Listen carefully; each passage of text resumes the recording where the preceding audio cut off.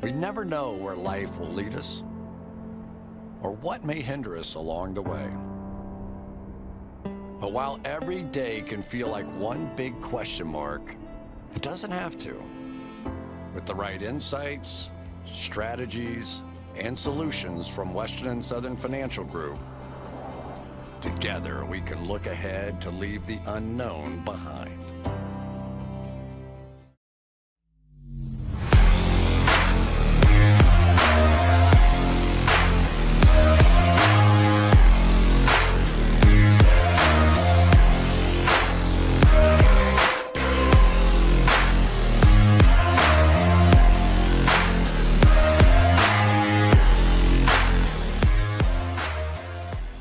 Welcome into Tailgate. Austin Gayle here with Mike Renner in sunny Cincinnati. Dude, I have a jam-packed Catch and Early buzz, bro. While you were getting your flight delayed and killing the podcast listeners from getting our fucking Monday episode, I was out here cooking. Looking for content. Before I get to what I want to get to, give me soup to nuts how Lambeau was. Because it couldn't have been great. That had to have been a brutal, brutal loss. The Packers have as many playoff wins as the Raiders this year. How does that feel? It didn't feel good. It was, I mean, the best way to describe it was just like embarrassing. You like leaving the stadium, you felt embarrassed to like have been like the snow's coming down, no one's saying a word, it's freezing goddamn cold, and everyone's just like, why the hell did we just lose that game? It never should have lost. And once they blocked that punt and returned for a touchdown, you kind of just knew. It was just they had not moved the ball since that very first drive. The offense just kind of everything that was like kind of the underlying issues all year of no secondary weapons. Offensive line is like a lot of young guys kind of getting by on smoke and mirrors, and obviously Dave Bakhtiari, a last minute kind of scratch in that game, all just went into the tank. I want to talk more about that game. We'll get to that in the divisional round review. We're also going to go over the 2022 NFL Draft Board update, talk about some of the major changes that you've made there. But before we do, I have been on TikTok lately. I had my first TikTok make the For You page, by the way. Had over 10,000 views. How is that?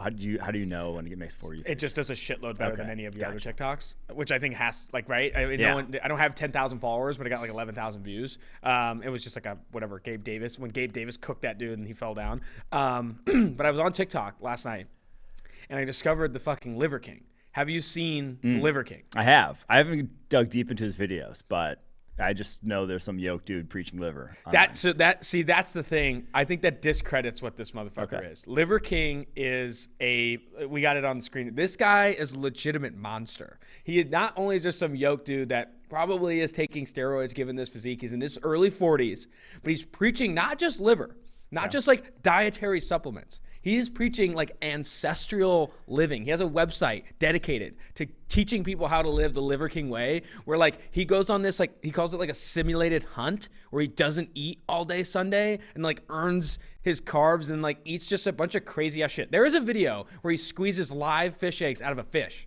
This guy is a monster. This guy is who I aspire to be. But go ahead. We actually see him like consuming this stuff. Yes. On it, so he's not like a crisis actor or whatever. I like, don't think so. Propped up by someone. I honestly will never do what he's pushing, but I believe every word. Like this motherfucker is doing it, okay? Because he talks like a psychopath. There's one of these videos. There's a video where he shows. I don't know. Someone asked for him to do it. Shows where he sleeps. He sleeps on like this like king size block of wood, bro. King-size block of wood in this like $1 million home, and the only thing on it, not a mattress, is like this layer of blanket that he's like, me and the liver queen. He calls his wife the Liver Queen. Me and the Liver Queen. This is where we rest. This is where we optimize our sleep. His cadence is just fucking incredible. I need to get him on the show. I'm calling out public relations David Sofaro. I need the Liver King on this damn show. This guy is next level. Maybe this is what you need to get the weight loss goals. It's true. I would not be ready to do what he does. Not just the food. Like the food is like obviously weird. Like he eats liver and like cow testicles and like raw eggs and fish. But like this ancestral living shit, like it's a little bit of a cult, man. He calls his boys the Liver Boys. They're eating like raw tartare for breakfast and shit. He's honestly a monster. He's a monster that I can't. My favorite thing about him though, and this is what I kind of want to approach the audience with. Every single TikTok he opens with either Liver King here, which is fine, but he also calls his audience primals. He's like, "What's up, primals? What does our audience want to be called?" I can open up the pod with "What's up, primals?" if you guys want to be primal. What would be a good audience name. Tailgate doesn't really lend itself to. No, yeah. There's got to be like an ancillary. Liver Queens. I don't know, but it's this guy, man. I scrolled for like an hour, bro. I watched like an hour of his TikToks, just like fascinated at this human being. He's a fucking insane piece. The other thing I was spending time on social media was Eli Apple's Twitter. Did you follow along when the guy was just on a legitimate tear? I read a few. They were interesting. It is great. That's like the best part about winning in general is that like you can just say whatever. Yeah, like you can talk any shit you want, and your response. He's also been on a lot of different teams, right? Yeah, exactly. So like he was like dragging a lot of former teams. Yeah. New Orleans is the dirtiest, smelliest city and has the worst food ever. It's that swine and crawfish that's killing y'all brains. Just dragging New Orleans, literally dragging. It is hilarious though how like the knocks on Eli Apple about him being immature. Coming out of Ohio State and all that stuff that came out, maybe it was right. Maybe, quote tweets like Jameis Winston. Quote tweets like some fan who's saying Jameis Winston future MVP, and he's like LMAO, not crab legs, hell nah. You think he like roasts Taysom Hill, calls him like a glorified special teamer. It's incredible. But so I tweeted out saying Eli Apple's Twitter can't miss right now, and I got like 6 quote tweets about Eli Apple's mom just taking unruly things. There's like something with his mom that's like I didn't look into it, but apparently she's on a little bit of a tear as well. But like is she tweeting now? I don't know what Apple's mom's tweeting, but her reputation, judged by like the 8 quote tweets I got, is very promiscuous. I'll leave it at that. Oh no. Yeah, it was a very weird trend. You have to like Twitter search Eli Apple's mom. Last thing on the Catch and Early Buzz, and I'll get to the show here. I'm looking at the camera. If you are posting your fucking Wordle score on Twitter, 1, stop. 2, if you want to continue beyond the stop and you're not playing on hard mode, you're trash. Like, you're literally trash. And some people will say, what's hard mode? In the top right settings, it says hard mode or no hard mode. Hard mode forces you to where every letter you guess, you have to include in the next guess. If you don't, there are 4 words with 20 unique letters where you can guess 20 of the 26 letters in your first 4 tries, and then therefore get the word every single time. Do not play on non-hard mode. I'm tired of the Wordle shit. I'm tired. It is a game for people learning how to read, period. Like, it's that hard. It's that hard. If you miss Wordle, you're just now learning to read. That's my only excuse. There was a game on the Game Show Network, and I also was not listening to that because I just read what the Eli Apple stuff was. What was it? Blown away. Is it good? No, the Eli Apple stuff. The mom stuff? Yeah, not good. Oh my God, now I need to look at it. There was a game on like Game Show Network that was Wordle before. It was called like Chain Reaction, maybe. Oh yeah, Chain Reaction was lit. That was right. That was like Wordle, where you had to guess whatever word. And that's like the thing is you don't have a time limit, so you can just sit there and think about whatever you want all day long. Wordle's. I mean, I play it just because everyone does, and I want to see how I do. But it's not that interesting. You found it too. It's not good. I would not recommend. Do not Google search Eli Apple's mom. My God. Now the quote tweets make sense. The quote tweets make sense. Yeah. Dude, wow. All right, let's get into our presenting sponsor of the Tailgate Podcast. Presenting sponsor of the Tailgate Podcast this week is DraftKings. 4 teams remain in the NFL playoffs, and that means only 4 teams left for you to bet on DraftKings Sportsbook. There's only 4 teams. An official sports betting partner of the NFL, DraftKings, counting down to Super Bowl 56. New customers can get 56-1 odds on any team. Bet just $5 and get $280 in free bets if your team wins. Not a new customer? You can experience the conference championships with same-game parlays. Combine multiple bets from the same page for a bigger payout. The more legs you add, the more money you can win. DraftKings is a safe, secure, and reliable. Best of all, you can deposit and withdraw your cash whenever you want. Download the DraftKings Sportsbook app now. Use promo code PFF and get 56-1 odds on any NFL team. Bet just $5 and win $280 in free bets if your team wins. That's promo code PFF for 56-1 odds at DraftKings Sportsbook, an official sports betting partner of the NFL. Must be 21 years or older. New Jersey, Indiana, or Pennsylvania only. New customers only. Minimum $5 deposit, $1 wager required. 1 per customer. Restrictions apply. See DraftKings.com/sportsbook for details. Gambling problem, call 1-800-GAMBLER. Bengals, Titans. Shall we get into the divisional round review? Then we'll get to the draft board update and all those things. But man, dude, Liver King, Eli Apple's mom, Wordle's trash, and you haven't. Who'd you go to the game with in Lambeau? My brothers and my dad. Which one was the most blitzed? You? My Al. Al got. Dude, Al was okay. We got to get Al on the pod. Al's a character. Al takes it harder than I do. So does Eli Apple's mom. Apparently. Now you gave it away, but. No, he apparently after the game, my mom said he went downstairs to the basement. He's just sitting downstairs in the laundry room with the lights off, just sitting on a chair, going through it. That's rough. Didn't have a great day. Not going through it is the city of Cincinnati, and also the curse is lifted. Bengals, Titans. I backed the Bengals. I said on the money line and to cover the 3.5. They were 3.5-point dogs on the road against Tennessee. The most fraudulent 1 seed. That's what everyone's calling them. The most fraudulent 1 seed there ever was. Titans never should have been in it. Whatever. Bengals win 19-16. I'm going to start with that's bullshit. I think this Titans game. The biggest reason why I think they weren't able to come out firing with all the talent that they have, I just think it was too much newness at the same time. A.J. Brown, Julio Jones, and Derrick Henry had played together on the same football field for like roughly 200 snaps this season. Then you throw in a Derrick Henry who not only has a metal plate in his foot, he's got a metal plate in his shoe, and obviously did not look 100%. Dante Foreman was running the ball better than he was. And then you have Ryan Tannehill trying to fit the ball into on the opening play on off-play action right to Jesse Bates' chest. Couldn't get either A.J. Brown, Derrick Henry, or Julio Jones moving, trying to feed too many mouths. And this offense just like disjointed. Like if there was ever a time for like the rust argument, not just because of the bye week, right? But because of like they just had not played together that much. And then you have a rusty Derrick Henry, Julio Jones coming off an injury, A.J. Brown. It was a disjointed Tennessee Titans offense that only scored 16 points despite sacking the Bengals 9 times. And the Bengals still scored more points. See, I think you're not giving the Bengals enough credit. I think Really? I think saying that the Titans offense was disjointed is not giving credence to Jesse Bates' pick was Jesse Bates going superhuman. That was not a play that that was 99% of the safeties in the NFL makes. Like he throws that ball because Jesse Bates playing middle field safety on that play. A middle field safety is not almost ever breaking on that sort of route. So that's a heck of a play by Jesse Bates. It's not giving Mike Hilton the credit for the pick he had on that play where they don't make that play. They're probably not winning that game. They're in field goal range already, makes the pick on the blitz.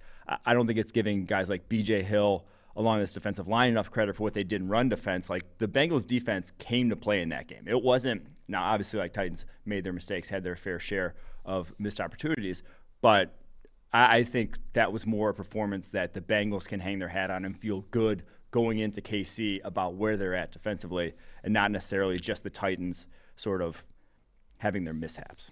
Can I apologize?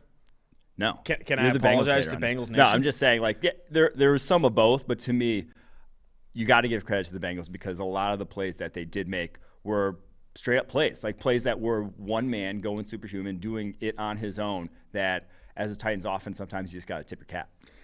I think that's fair. And I do think how I initially pitched that, I sounded like Bengals, Titans were just trash and the Bengals won another game. But I do think DJ Reader, BJ Hill, Chidobe Awuzie, Mike Hilton, Jesse Bates all showed up in this game. And I tweeted out something about Duke Tobin when we had the podcast a couple episodes ago talking about who our executive of the year was. Tobin's my guy.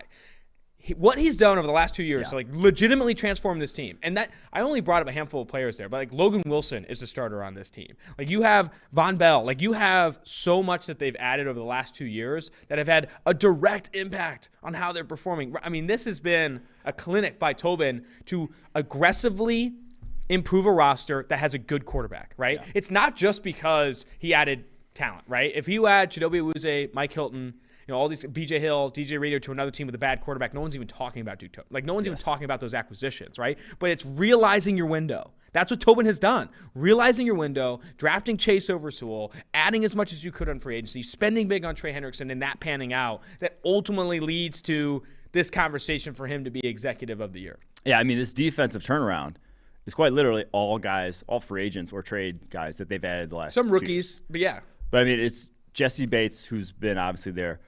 This is fourth season, but then it's all guys that they've added the last 2 seasons. And DJ Reader, Mike Hilton, B.J. Hill, Trey Hendrickson. Yeah, like Chidobe Awuzie. I mean, it's everyone. Chidobe Awuzie. Yeah. So like that is like why they are so vastly different and why they are where they are right now in the AFC Championship game. Absolutely. I mean, even if you go back to the last 3 years, Sam Hubbard starts for this team. I mean, Logan Wilson was a rookie drafted last year. Like so much of what they've done. Well, obviously Tobin's been there for fucking ever. So Yeah, true. All these moves are him. Now, going back to whoever was drafted, but yeah. I don't think I sent this one to Quinn, but so yesterday, PFT commenter tweeted out a picture of Getta. I think he's considering coming to Cincinnati for whatever reason, and like highlighted how excited he is to try it because the description for Geta, which is like a Cincy fucking staple, because there's like a big German population and it's like this German sausage mixed with oatmeal or whatever. It's a meat and grain sausage or mush of German inspiration, which from a description standpoint is not good. It's not actually German of origin, it's Cincinnati origin. Like it was made here. Oh, originally. really? Yeah. Okay. But anyway, I comment saying it's mostly bad like the rest of Cincinnati, sparking all of Queen City to come after me. Well, and yeah. Geta is mostly bad. No, period. Geta's No, can I finish? Yeah. Geta, when prepared well, is good. Period. 10% of restaurants in Cincy prepare it well. That's just a fact. I went to Geta Fest my first year, excited to try this new cuisine, and literally every single place I tried it at this little festival of Geta was trash. I almost threw up twice. It was that bad. I really like Geta. It's like sausage and oats, basically, is what it is. Just the worst and so you make it description. crispy. I mean, it's good. It's very good. It's a way to make. I think they made it to make sausage obviously last longer, but it is one of the few. I mean, compared to chili, it's far, far better than Cincinnati. Yeah, it's better than the chili, okay? But that's It's a actually fucking low-ass bar. But in that, all of Cincinnati wanted me killed. You know, a handful of people replying to kill me. But then Bengals super fan, the Bangalorean, comes in. And I'm the director of content at PFF. So he says, fixed your bio, director of stupidity. The Bangalorean, who is a Bengals super fan that dresses up as the Mandalorian in orange, thinks I'm the director of stupidity. I found that, I mean, regardless, I am the director of stupidity, but I found that, like, from a glass house, throwing rocks from a glass house there, you dress up as a fucking fictional character called the Bangalorean as, like, a 40-year-old adult. I don't know, man. I don't know. Don't have bad takes on Geta. Don't get owned online. I want to hear Quinn's take on the Bangalorean. I know he's not on the mic today, but I need to know eventually what Quinn thinks of the Bangalorean. I don't want to preview the AFC Championship. I want to save that for the next one, but Bengals are 7-point dogs in Arrowhead. One of the bigger spreads of the postseason, honestly. Let's move to 49ers Packers, your favorite. Packers were favored by 6 at home in the cold against a 49ers team with objectively the worst quarterback of the playoffs. Yeah. Let's just call it spade a spade. He played terrible in this game. Like the reason 49ers didn't score an offensive touchdown is because Jimmy Garoppolo wasn't good. And it's the reason that the San Francisco 49ers are in dogs every single game they play this offseason. It's the reason they'll be dogs if they go to the Super Bowl, regardless of whether the Bengals or the Chiefs win.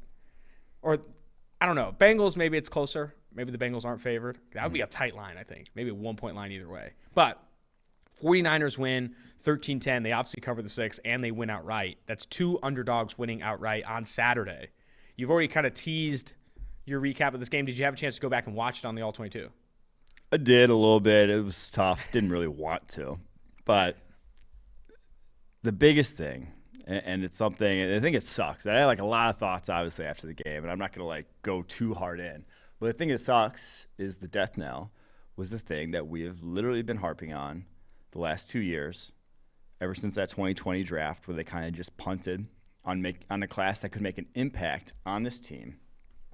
And it's having any other options besides Devontae Adams. Going to that final drive where he tries to throw it up to Devontae Adams in double coverage on the post with Allen Lazard coming open. And it's like, yeah, like you could say Lazard was open on that play. Aaron Rodgers missed him. But it goes to the bigger point of Aaron Rodgers didn't trust anyone besides Devontae Adams all year long. You look at the stats, it was the biggest gap in the NFL between number 1 and number 2 wide receiver on a team. Like just straight up, the 2, 3, 4 wide receivers for the Packers did not have as many yards as Devontae Adams did this season. Rodgers, so when it was crunch time, when all chips were on the table, he didn't trust any of his other guys to get open. So always looking to his Devontae Adams, did not have a reliable number 2.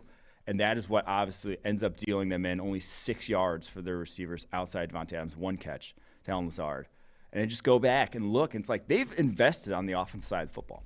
They have used 7 top 100 picks in the last 3 drafts on the offensive side of the football.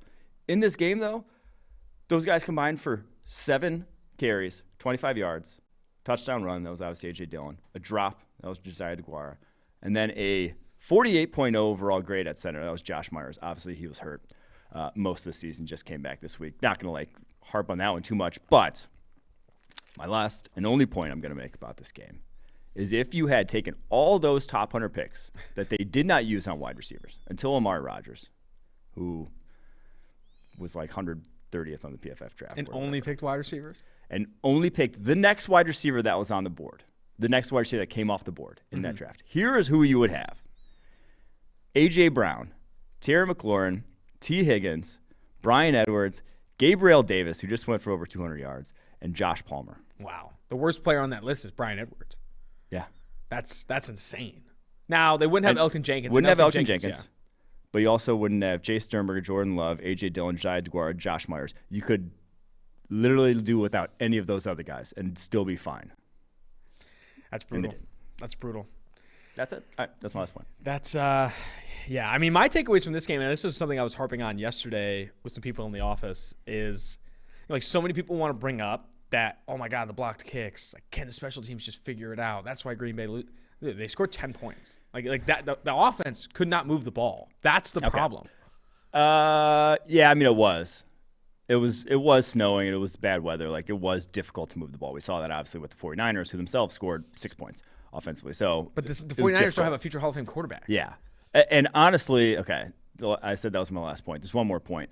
I don't know what the hell Aaron Jones was doing in that play before the half. Yeah. That was one of the biggest boneheaded decisions with the ball in his hands I've seen a ball carrier make. He literally has a step, like he runs in a straight line, he scores or is down within the 5-yard line and out of bounds, stopping the clock, giving you literally 3 downs to score from there. But he runs at the guy. He runs back in. It doesn't. Yeah, I agree. All right, okay. That's it. Now I'm done. Man, the San Francisco 49ers. Let's tip our cap. Someone I want to tip my cap to is not Jimmy Garoppolo. Deebo Samuel is an absolute monster. George Kittle, monster.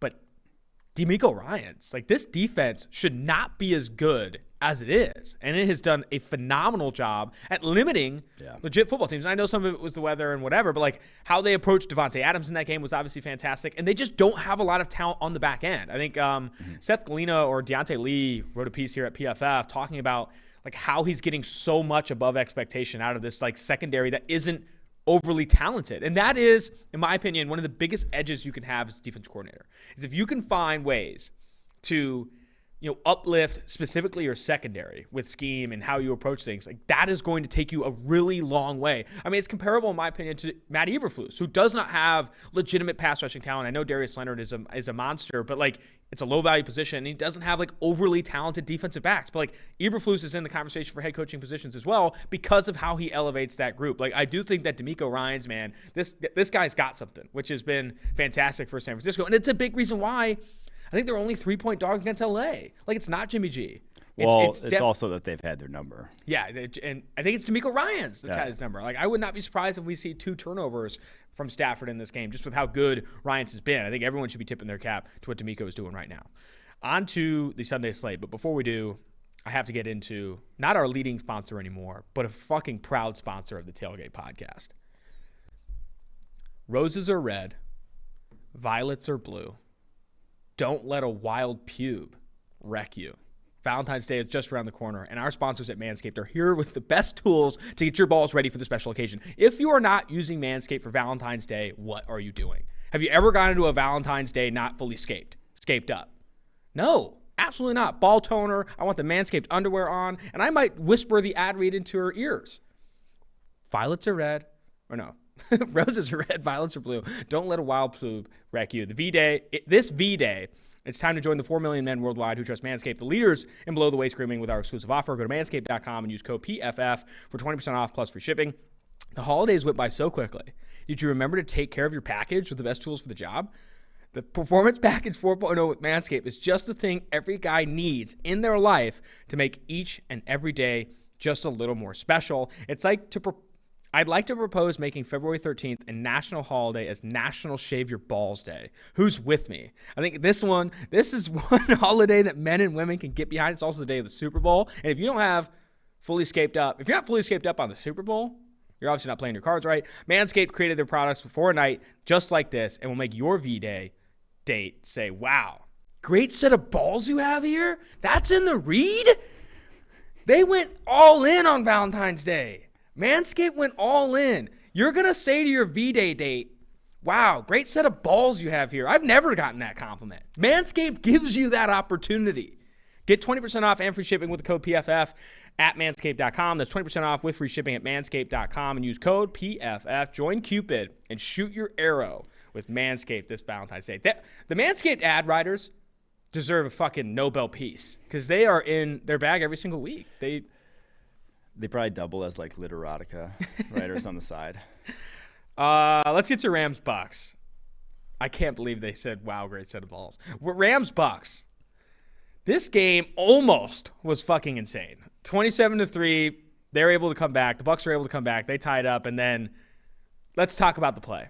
Todd Bowles sends out this all-out blitz, leaves Antoine Winfield Jr. in a one-on-one situation with Cooper Kupp. Cooper Kupp beats him over the top for a big chunk gain that ultimately sets up Matt Gay for the 30-yard no, I don't think it was 30 yards, but for the game-winning field goal over the Tampa Bay Buccaneers in regulation. Now, Bowles getting a lot of hate. I think the best counter I've seen is that, dude, this is him. Like, this is what he does every single play. This is what he's going to do. He's going to live and die by the sword. The sword, though, do you have to use the sword every time? Like, do you have to – is that the situation where you have to use the sword, right? Like, I don't understand. Like, I get that, like, in theory, and, like, the cliche is great. Like, the fucking expression of, like, live and die by the sword, live and die by the blitz. It's like, okay, but there are some situations where you don't need to break out the sword, right? You can, like, sit back and, like, take a second to play a more preventative defense. I don't know. I'm not going to pretend I know more than Todd Bowles does, and, like, he probably loved the call, and his players did too, but, like, it didn't look like the best call or the best situation leaving Winfield Jr. in that one-on-one situation. I'll just say I would much rather go out that way than the way the Bills did, where it's just sitting, giving them there's an in-between. free. There's an in-between between those. Like, the Bills just, like, cushion the fuck out of everything and let them run down the field with 3 timeouts. I'm just saying, the I'd Bucs rather go just, out. like, set the whole house. And everyone, like, citing that he's the best versus the blitz. It's like the Rams also know that and probably think they're not going to blitz. Like, that was a long developing route to throw versus a blitz. You know, like, that is why Winfield's flat-footed there on the back end, is because he just doesn't think he's going to have that time, and why he gets ran past in that scenario, because the blitz doesn't get home. Like, blitz gets home, all of a sudden Todd Bowles looks like a genius. And it's like, yeah, live and die by it. I think when you are stylistically, like, you try not to, you don't do things that you're not, and that call has been who the Bucs have been all year. And so if you're going to win a Super Bowl like that, like you did last year, you're gonna have to accept that sometimes it's gonna burn you. Can I respectfully disagree? Like, I just don't. I think there's a medium. I just don't think it does. I mean, like, obviously there are better calls. Yeah, because he got burned. I think that's it. But it's not like I don't hate it too much, to be honest. I just, like, you got a lot of hate. I don't hate it that much. I think any call that I don't know. I just think he was too wide the fuck open. He's too wide the fuck open. Like, I think you can't, any call that leaves a play, like, could potentially leave a player that open. I don't know. Like, regardless, again, Todd Bowles, live and die by the sword, live and die by the blitz. They died. Okay, they died and lost an opportunity to, like, legitimately win this game because of that, which you hate to see. But what was your? A lot of people didn't even feel like the Bucs had a chance to come back in this game, and then you see Cam Akers fumble the ball twice. So, like, Rams borderline trying to gift them the ball, gift them this game. And if people are calling Goodell saying the NFL's rigged if Brady wins this game, I'm telling you that right now. It really felt like it. It did. I'm not the gonna lie. Sue forced fumble, which right after we put him on watch, he goes out and makes, like, 2 massive plays and gets kicked in the nuts by Matt Stafford. But that was just, it shouldn't happen. Like, you're just watching it, like, that never happens. It just never happens, except when Brady is down by 20-plus points in a playoff game. The only time. I think a lot of people highlight, I wanted to hit this point home, not having Tristan Wirfs in this game because they had to play against the 7-seed Philadelphia Eagles stinks. And I know we've got on this rant before about what's wrong with more football? What? You can't have a 7 seed in there. It's like, this is the reason why. Like, the Bucs. It was a deciding factor in the game. It was a massive deciding factor. Truthfully. Josh Wells allowed, like, 6 pressures. Yeah. Josh Wells is getting his ass worked. Like, Tristan Wirfs not playing in this game because they had to play the Eagles. It just doesn't make a ton of sense to me. Like, if your goal is to find who the best football team in the NFL is with the Super Bowl, if that's your goal, which I don't think it is. I honestly don't think it is from the NFL. It's not. Then you don't make them play that game. You don't add another seed in the playoffs. However, the goal will continue to be make more money. And making more money means more games. More games in the playoffs, more island games, all that stuff. So I'm not saying that's the sole reason, right? The Rams came out there and whooped their ass for most of this game. But, like, that is a factor. It's a big factor. Not having Tristan Wirfs in this game was a big factor. Yeah. On to Bills Chiefs. Game of the year? Yeah. This game was electric. I want to start with the 2 fourth down decisions on the opening drive that no one discussed. No one. Because it worked. Because they worked. Exactly. Near half field, 4th and 2, go for it, get it. No one even comments on it. I don't think I saw a tweet about it. Then on the goal line, Josh Allen, or got 4th down, they go for it again and they get it. The Singletary. Here I'm gonna for the camera here. For the podcast listeners, I'm opening up my hands wide. This is the amount of discourse on a 4th down decision if it doesn't work. This is the amount of discourse on a 4th down decision if it does. Like, I don't understand how the anti-analytics community doesn't see that, like, anytime it doesn't work, you're resulting and looking at it as like, oh my God, the decision was heinous. But when it does work, you're like, wow, I saw more tweets about Devin Singletary on that 4th down than I did the decision itself. Like, oh man, Devin Singletary showing out the execution. It's like, it doesn't. I just think it's such a toxic conversation right now, and a lot of that is baked in because I think some of the analytics community can come off as like hardos and like assholes. Yeah, which is like, they don't come off as hardos; they come off as know-it-alls. Know-it-alls, yeah. The tone is sometimes perceived terribly, and sometimes intentionally bad. But I do think that the high-level view of it is like, man, like 4th down decisions, like when you are in this position to go for it, you should, like, especially when you are in the position that the Bills are when they have a fucking freak quarterback. Yeah, and I actually did tweet about it. My take was, the tweet I had, is like all the people saying, oh, you love football, why would you not want more football? If you love football, why would you not want to see literal football being played on those situations? Why would you not want to see the drama of an offense trying to convert a 4th down instead of a punt?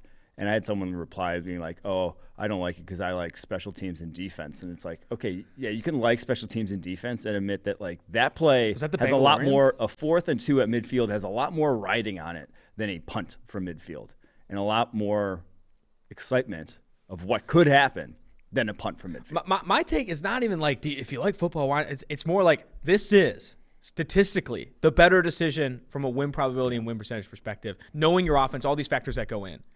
Yes. Are there times you're not going to get it? Yes. There are times you miss PATs. Of course, nothing is 100%. But, like, this is the better decision. Just like, and I keep bringing this up. Why do you throw on 3rd and 10? Because statistically, throwing the fucking ball gets you more yards than running it. Yeah. It's like, that's another analytics decision. That's a data-driven decision. Why do you throw on 3rd and 10? Because you gain more yards on 3rd and 10. Why do you go for it on 4th down in certain situations? Because I know it's not as obvious as the data as yards per play, but there is data, obvious data that coaches are using that shows you are in a better position to go for it in certain situations, on short yardage situations on 4th down, at certain areas of the field, when the score is a certain way, when you have certain offensive players versus defensive players, and that's why you do it. Now, does every 3rd and 10 pass go for a 1st down? No. Do you sometimes get sacked? Do you sometimes throw picks? Yes. But you are throwing on 3rd and 10 because you know that gives you the best opportunity to get the fucking 1st down. Yeah. And that's why you go for it on 4th down, because that gives you the best opportunity to win. The other big piece of this that I don't want to get under-discussed is Josh Allen is absolutely absurd. That postseason performance in those 2 games, despite losing obviously the second one, was one of the most unreal 2-game stretches I've ever seen from a quarterback. Yeah. It sucks that he is not continuing to play. It sucks that he doesn't get a second swing of the bat, because what he did this year and what he did in this postseason was unreal, bro. I think he's comfortably in this tier, not behind Mahomes, but with Mahomes, tier 1 of quarterbacks in the NFL. It is insane. He had the best on like a per drop back effectiveness postseason ever. Best postseason ever for a quarterback. It is he make the championship game. That sucks, man. You know, like, he had the best postseason ever. You cannot do better than he did at the quarterback position in terms of playing it. And he's not going to make the championship game. Sucks. That game was wild. We don't have to revisit the overtime rules. We've made our point What's clear. Your take? Everyone fucking knows. You know, I take that it needs to be changed. I think it's ridiculous that it can sway the winning percentage historically for getting the coin toss is enough to cover the Vegas VIG, is enough to cover over 55%. That's over 55%. The team that wins the coin toss wins the game. That is a massive swing on luck being decided in your favor. On a 50% shot. Yeah. I think the other, we don't have to go over it, and like proposed overtime rules, college overtime, some people are saying just play the 10 minutes, right? Just play the full 10 minutes, like another quarter. Whatever you want the rules to be, the way they are currently is trash. Mm-hmm. And I think my biggest thing, I like the 55%. How many teams have ever chosen to defend?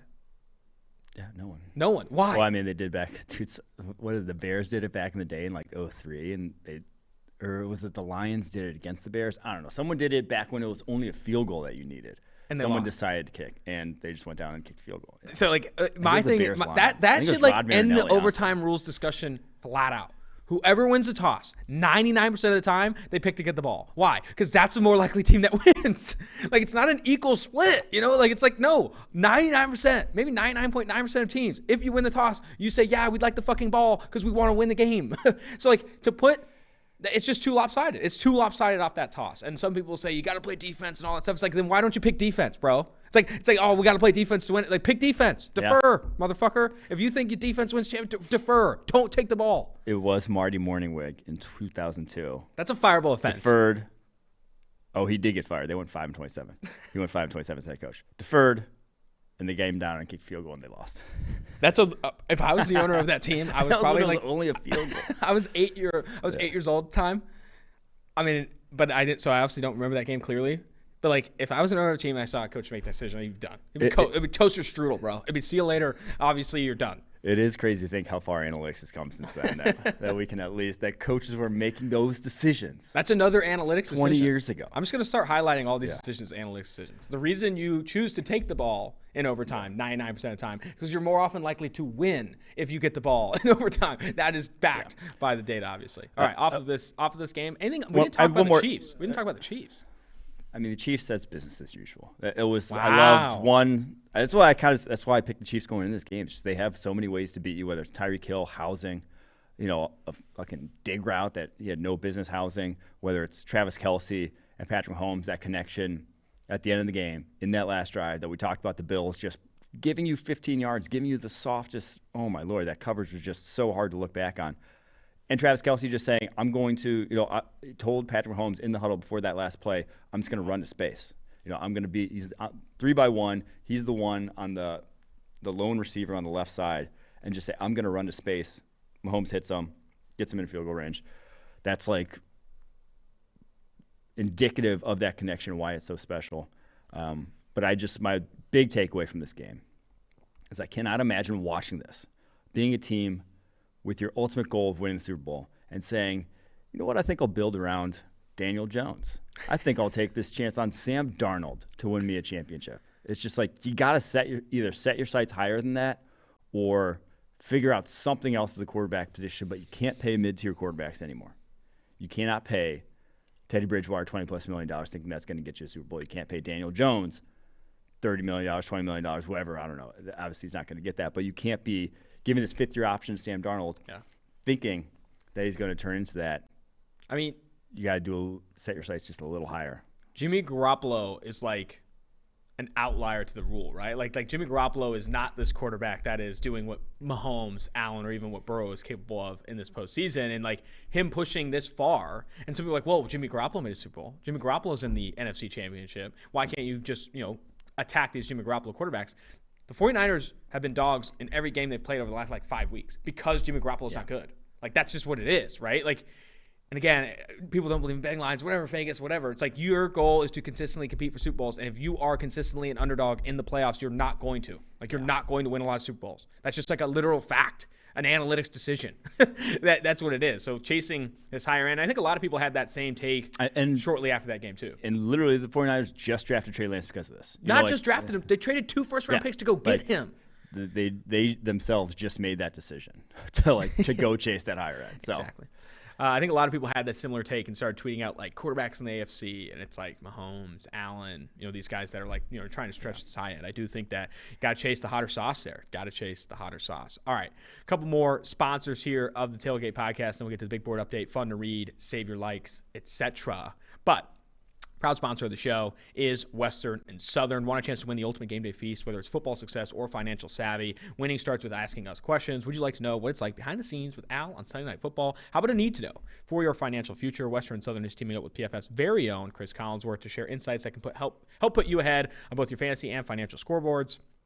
Every submission earns you a chance to win the ultimate feast to celebrate football's favorite Sunday. We'll cover your catering up to $2,500. Coordinate your order from a restaurant near you and have it delivered on February 13th, 2022. That's also Valentine's Day, a.k.a. V-Day, a.k.a. Manscaped Day. And don't forget to check out the Chris Collinsworth podcast and Western Southern's Instagram for answers to the best questions each week. Submit your questions at westernsouthern.com/feast.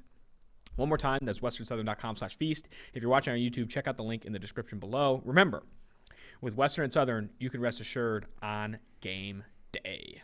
All right, the big board update. PFF's big board is live on PFF.com. If you want to go check it out, go just Google PFF big board. This is a courtesy of Mike Renner. A lot of things to discuss. I'm excited about draft season. We're fully getting into it. We're prepping to leave for the East-West Shrine Bowl on Thursday.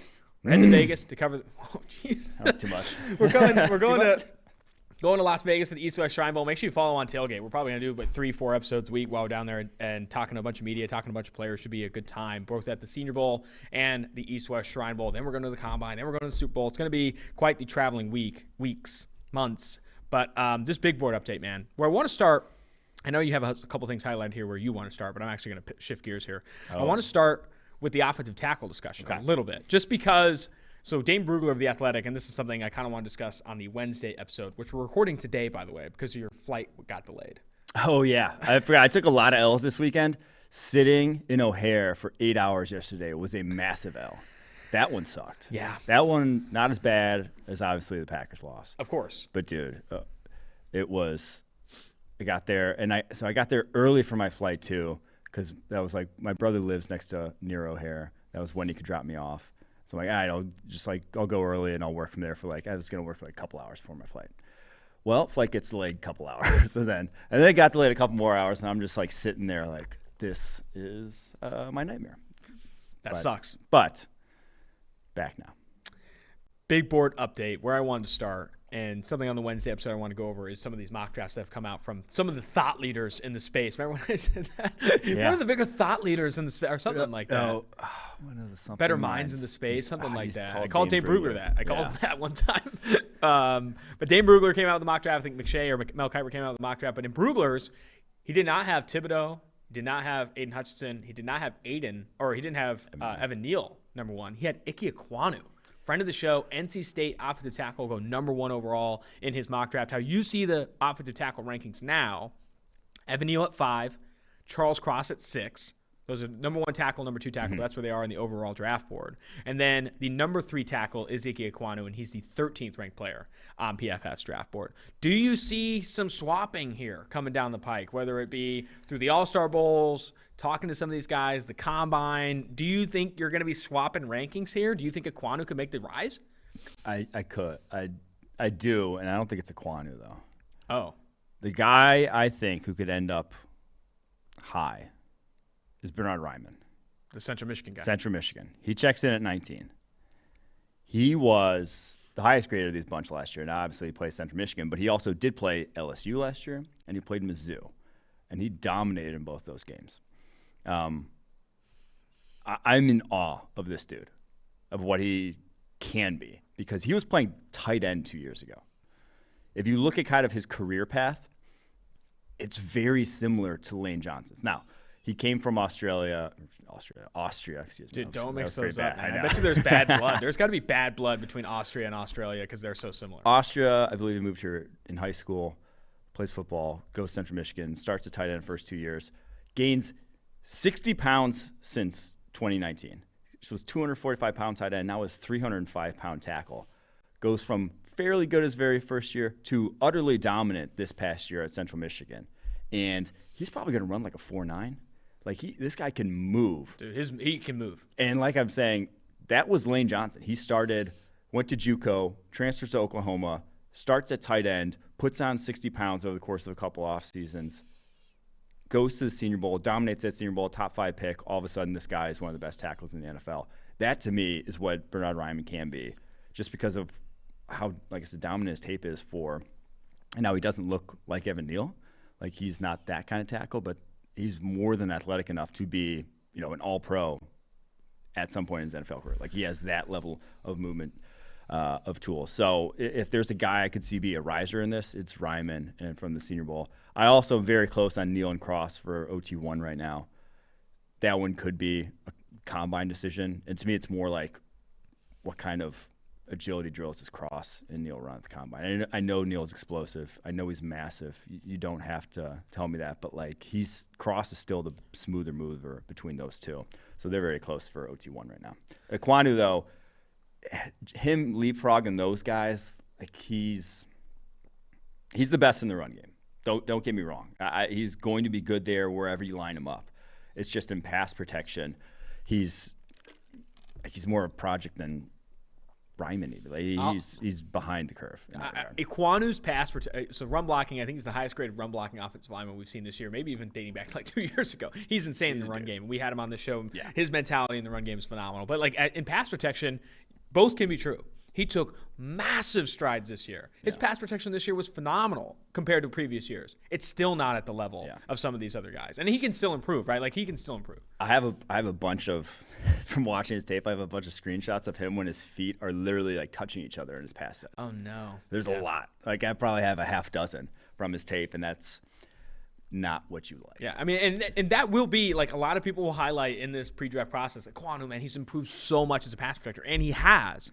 Yet he still is not in this tier with some of the other guys, obviously, at the top of this class. Bernhard Raimann, thanks for putting these up, Quinn, by the way. Bernhard Raimann, the 19th ranked player on PFF's draft board. Let's get to Ahmad Gardner, dude. Sauce Gardner, local product, Cincinnati corner, guy who, like, every single week, PFF College Twitter was tweeting about, talking about how he's never allowed a touchdown this season, allowed very few yards in coverage, sticky guy. And then going against Bama, I remember we had this conversation. Mm-hmm. He puts it on against Bama, and you say he can show up with the big dogs.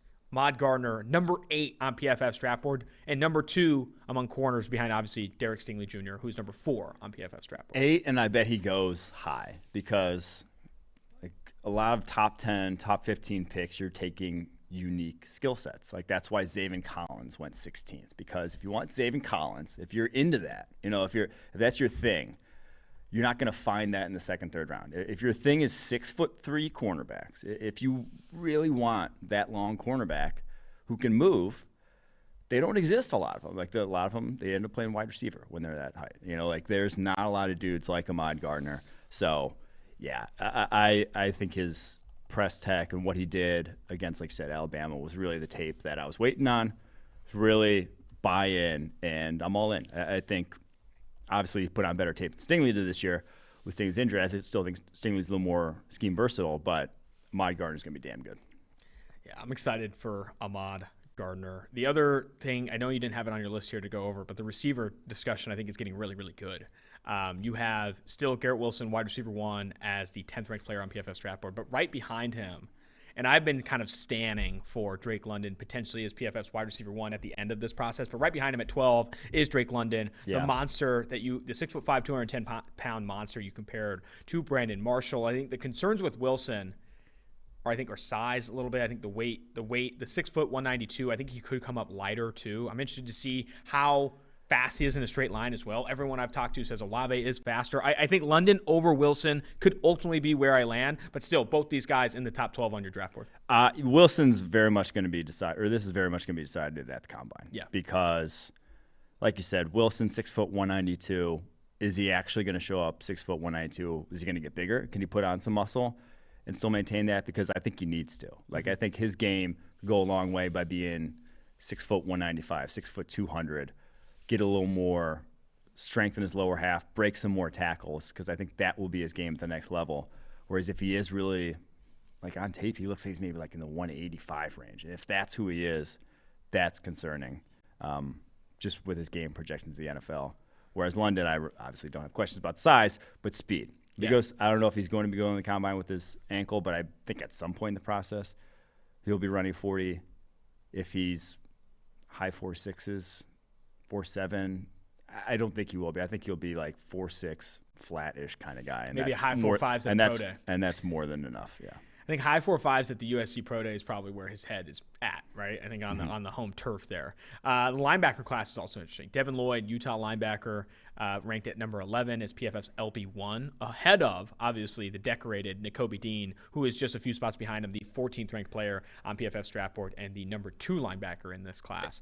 With Lloyd, I think the comparisons that I've seen that I do really like with his game is the Fred Warner comparison. I know they're both Utah guys, right? Fred Warner went to BYU, but they're very similar from a size perspective, 6'3", 235. I think Fred Warner's right in that range. In terms of a smooth-moving player for this position, too, that's exactly what Lloyd brings to the table. And that's just the biggest thing. You can do more with Lloyd than you can with Dean. I think they're both very good linebacker prospects. Like, the top of this class is as good as the top of gosh, what was the last year? Was that 18 when you had Devin White and Devin Bush? Those guys, these guys are that caliber of prospects in my eyes. But just Lloyd, I think, with his length, with his size, is just more versatile. Whereas Dean kind of had the ideal role in what he did at Georgia. Like, he'll have some issues with NFL tight ends. On another linebacker we want to bring up, Leo Chenal. Leo Chenal took a massive, massive rise up PFF's draft board. It's pronounced Schnell. Chanel? Chanel. Really? Yes. I'm sorry. I'm just helping you. Leo Chenal, 35th ranked player on PFF's draft board, another top 50 linebacker on here. And he was not this high going into the season, right? He took a massive stride after what was a very good year with Jack Sanborn there at Wisconsin. Yeah, he was Bruce Sullivan's freaks list guy. He is an explosive linebacker. And again, another guy that is a unique, he's 6'2", 261. They had him playing tilt nose tackle against, was it Army or Navy? They played a triple option team and would just line him up at nose tackle in that game.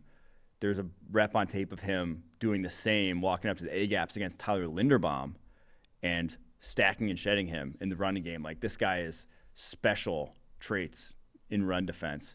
Now, another guy who is, like I said, scheme specific. Like, you're going to want him blitzing, coming downhill, protected to a degree in coverage. But in that role, dude's a freak, truly a freak.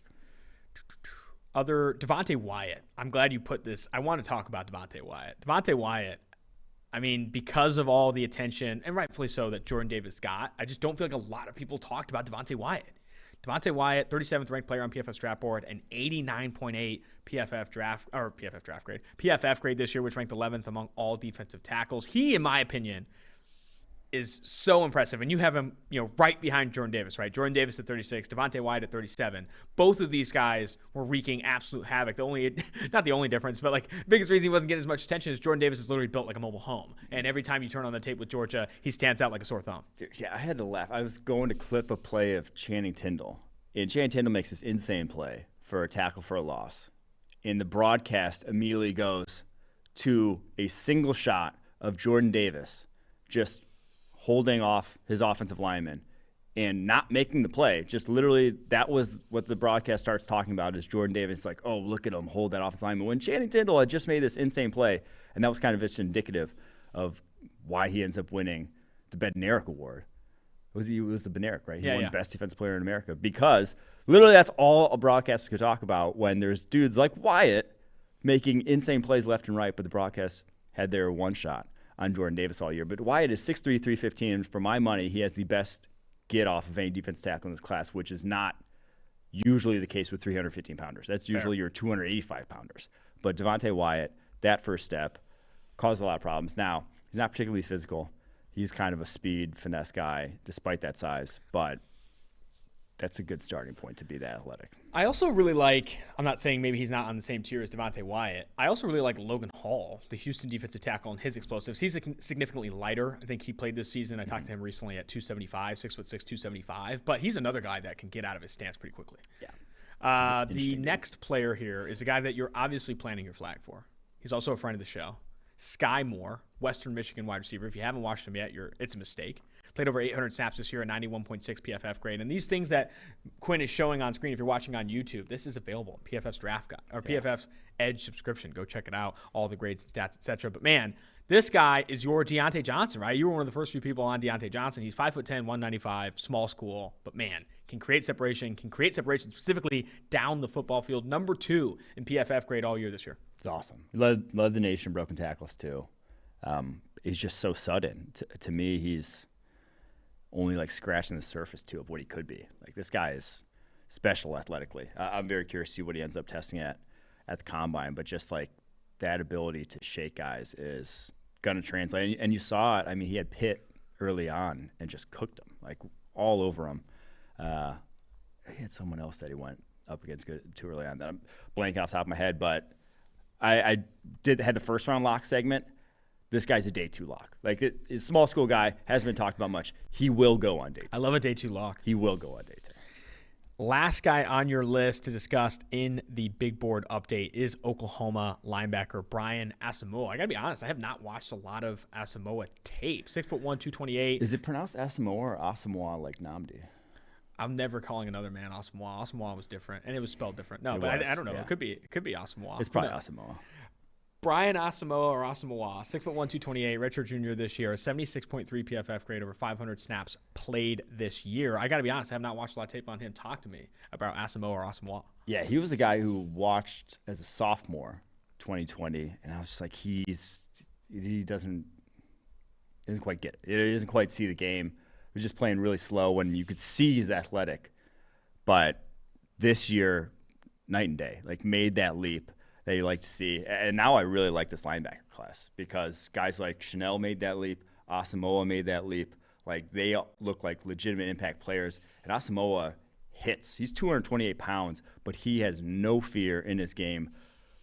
Similar-ish sort of skill set to a Jeremiah Wusu-Koramoah where it's like, he's undersized, but he's so explosive, flies around the field, takes blatant disregard for his body that I'm not too worried about him being that size. He's obviously a guy you're probably going to want to protect against blockers, but like he's going to be a playmaker at the NFL level. Obviously, a reason why he came out early as only a junior at linebacker. On to the fun to read segment. Let's do it. Fun to read. If you're new to the podcast, the fun to read segment is where we look on social media and find shit that's just fun to read. Mm-hmm. Starting with Lawrence Tynes, former Giants kicker or punter. He was a punter or kicker. I can't remember. Kicker.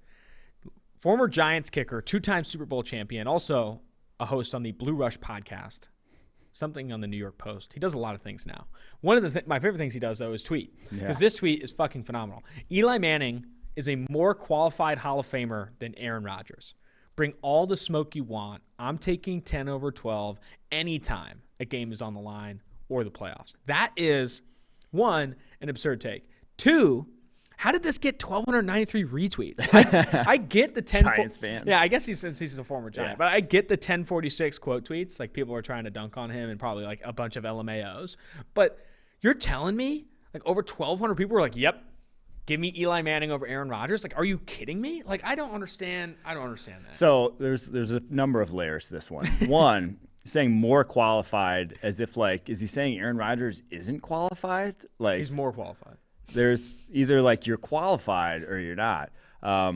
Two, the guy literally won 2 of his championships because of Eli Manning. Like, should we be surprised like that he's putting that take out there in the world? Probably not. But also, like, you don't have to be that you don't have to make bad takes just because you played with the guy. Like, you could still maybe have some objectivity here. It's rough. It's rough to see from Lawrence Tynes. Next one's from Computer Cowboy, a.k.a. Ben Baldwin, who I think does a lot for The Athletic. He's a big analytics guy. Bless this website. Screenshot of Dan Orlovsky, who was getting dunked on because he did not think that deep touchdown to – who was it on that touchdown? Cooper Kupp. Not the last one. Not the last big play, but the deep touchdown to Cooper Kupp was not blown coverage. However, Tony Jefferson, a former NFL safety, or I think he might still be in the NFL, and Sua Cravens, current safety for the San Francisco 49ers, both come in and say, hey, that's definitely blown coverage. Yeah. So what they were playing was what? Like cover 2 or Tampa 2, and then the left safety needs to be as deep as the deepest and as wide as the widest is kind of what the coaching speak is. And he wasn't, right? And so what Orlovsky says outside of that screenshot is he'll say, it's not blown coverage, it's just horrible coverage. Horrible coverage is blown coverage. I think all blown coverage is horrible coverage. Yeah. I think and maybe the argument is that, like, hey, he was doing the right assignment but doing it terribly, so maybe you can't call it blown coverage. But I think whether or not you do the right or wrong assignment, it's just about executing the assignment, right? Like, executing the assignment, I think, is important. So it was cover 2, Tampa 2. You have Mike Edwards dropping to the deep half on his side. Dan Orlovsky, the whole point of his video was to try to argue that wasn't blown. Matt Stafford took him with his eyes over there. And every safety is coached in cover 2. He was playing the wrong technique is what everyone watching this is saying. Everyone's saying he's playing and was playing cover 4 technique, playing it like it was a different coverage than everyone else on that football field was playing. Because when you are in cover 2, Bobby Slowick taught me this. What they coached was you do not leave your pedal until the ball is cocked to throw or until literally only one receiver has declared on that side of the field. So if it's like 2 receivers on your side, one's gone under, or one's in a block, something like that. If there's only one receiver on your field, you can go there. If not, you're just going If not, back. you cannot leave your back pedal to your landmark until the receiver cocks to throw. And obviously, he leaves his landmark immediately because he's not playing that technique. You hate to see it from Dan Orlovsky. You hate to see it. Next one on the fun to read, Skip Bayless. Oh, my God, this guy's a legend. I love Skip Bayless. Some people hate him. This guy's a content machine. It's content, great. Literal machine. I used to watch First Take every day almost in college. It's just so good. Because it's just, yeah. I guess Aaron Rodgers did become the permanent Jeopardy host in the playoffs. Why the comma in playoff? The comma is horrendous here from a grammatical perspective. But it should have been a ellipsis. It should have been a ... in playoff games. But this is ridiculous. It doesn't make sense. I don't really get it. Yeah, there's nothing really to get. He kind of just wanted to get a burn in. Yeah, and this was objectively the worst of any of the Aaron Rodgers jokes that were going on. Yes. Everyone talking about the immunized stuff, boycotting the Super Bowl. Some of those were better. This was trash. This was literally garbage. Yeah. You hate to see it. This next one's my favorite one. I can't believe this next one didn't go around more on social media. I mean, it's got 2,800 likes. But I didn't see a lot of people, like ESPN promoting it, whatever. Fair. But Jim Harbaugh goes to future Raiders head coach on a recruiting trip. Goes to the weight room at Jesuit High School and just starts squatting. Just gets under the bar. What does he have on the bar? Is that 2 plates or 1? I think it might be 2. He gets under the bar. Or no, it might be just a big one and just plate. starts repping out some squats in running shoes and his khakis. Dude, look at those bros in the background. Those are such bros. The squads, the khakis in the back. Look at all 3 of them. Can you zoom in on that, Quinn? All 3 of them are in khakis and a polo. That is a sensational look. It's got to be the dress code. I mean, it's Jesuit High School. It's probably got a dress code. So you just have to wear a polo and khakis every day? That's interesting. But, Jim Harbaugh in his bag looks like he's squatting at least 135, if not 225. I can't really tell if there's a second plate there or not. But, man, Jim Harbaugh, that's freaking hilarious. I mean, Jim Harbaugh is going to be doing that forever. That's why maybe he isn't going to the NFL, right? You don't do that in the NFL. Yeah. You're not, going and recruiting players and, go to their house and just start using their squat rack. Last one. This is my favorite one. And you didn't have this included on the original rundown. But this is absolutely sensational. Mr. Undrafted, a.k.a. Quentin Spain, an offensive guard for the Cincinnati Bengals, tweeted and then deleted after the game where Jeffrey Simmons against Tennessee absolutely dominated the interior offensive line. Quentin Spain says, big 3.5 backwood of the Titans pack tonight. I don't know what that means. Do you know what that means? No.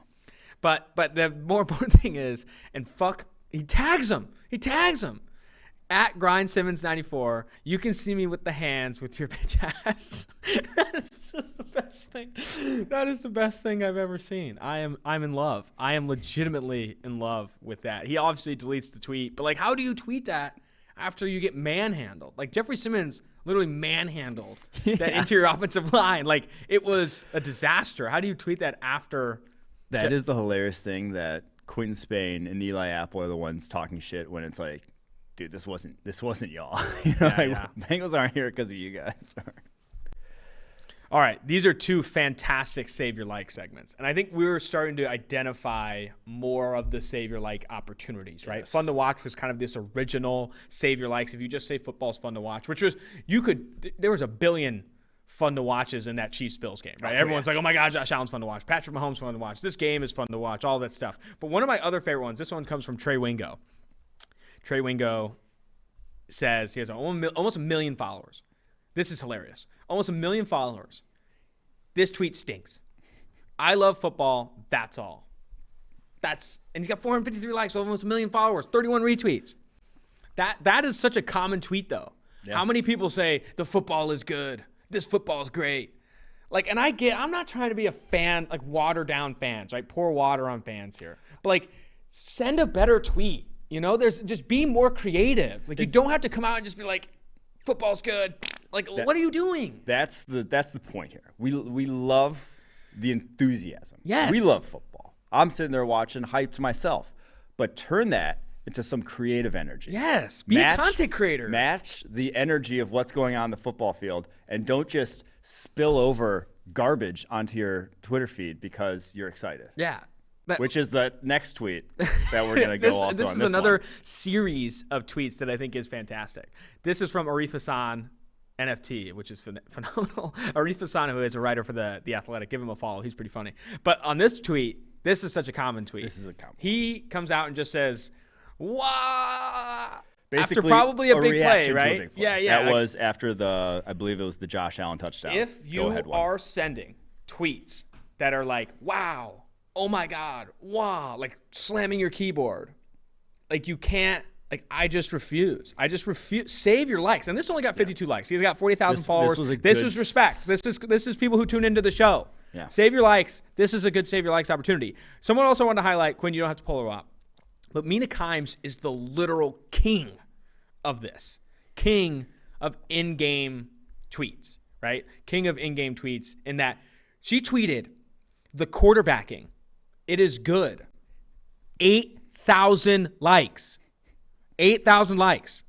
She has her fan base so rabid that she could legitimately say anything, and they're just going to be all in. Now, she's one of the more creative content creators. There's a lot of other in-game tweets where they're like actually really good, and they're deserving of those 8,000 likes. But, man, then I have to highlight Dan Orlovsky one more time. In that game, he has a phenomenal tweet. He tweets a ton.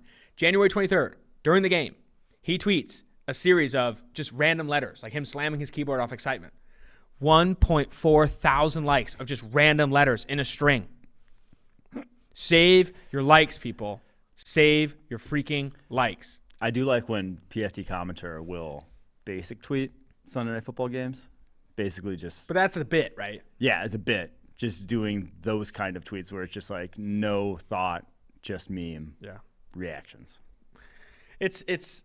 I feel like we come off of this segment kind of sound like assholes, but honestly, man, I want to see some creativity on the timeline. It's setting a higher standard. It's expecting a higher standard. Expect a higher standard. That's all I want. And or like tweet those, but save your likes, people. Don't cast your vote in favor of those garbage because you're just going to continue to see more. This is not Dan Orlovsky's fault. This isn't Arif Hassan's fault. This isn't Trey Wingo's fault. It's your fault. Save your goddamn likes. You're the reason they tweet that because they know you'll like it. Stop it. Be more creative. Be more creative. Content creators should be more creative, but you need to save your likes. Don't encourage that fucking lazy ass behavior. This last thing here. This is a new segment on the show. I'm excited about this one. Yes, we are going to do a power rankings list every week, maybe even multiple times per week. We'll see how well this segment goes. Power ranking something. Yeah. Mostly will be sport related. There could be an opportunity for a non-sport, but it will mostly be sports related. This week, and I think in the future we should get Quinn on this. We didn't get him on this one, but this one. Power ranking places to watch island games. And I wanted to be, when I sent you this topic, I wanted to be very intentional with island games. Because it's such a different ranking if you say 1 o'clock slate. Because I'll tell you what, one of my least favorite places to watch a 1 o'clock slate game in the regular season is at the game. Like I don't want to be at a regular season game on the 1 o'clock slate. Now, if it's the afternoon slate, the 4:30 slate, or the 1 o'clock slate on the West Coast, there's maybe more opportunity because there's only 2 or 3 games on. Mm-hmm. But if you're watching the morning slate, the first slate of games in the game, like at the game you're going, you're just going to miss on so much, right? You're checking your fantasy team consistently. You're trying to look for other scores. I would do this rankings list differently. However, island games, whether that's Sunday Night Football, Thursday Night Football, a playoff game, the Super Bowl, etc., I have my rankings. I'm starting with number 1. Club seats inside 50-yard line, free food, free drinks. That is obvious. You are at the game. That is an island game, and you're in the best seats in the house. That I don't think there's not even an argument. Okay. You have a different list, so you have a different number 1. That just is like cheating. It's like, yeah, I would like cheating. To be, I said power rank the number 1 spot. I'd like to be in heaven watching island games. So you just made up a fairy tale. Well, what's a realistic number 1? That's a realistic. I'm not buying club seats. This is realistic. Okay. So we didn't factor in cost. I meant like if it was all expenses paid. It's not. I'm not. So I'm not gonna buy club seats because I'd rather have. That's fair. No, that's a good counter. That's a good counter. In-zone seats are the best bang for your buck, and truthfully, a better view of the game, in my opinion, than 50-yard line seats. What? In-zone angle. That's an absurd take. Gives, for my mind, for my eyes, whatever. Your eyes can tell you differently.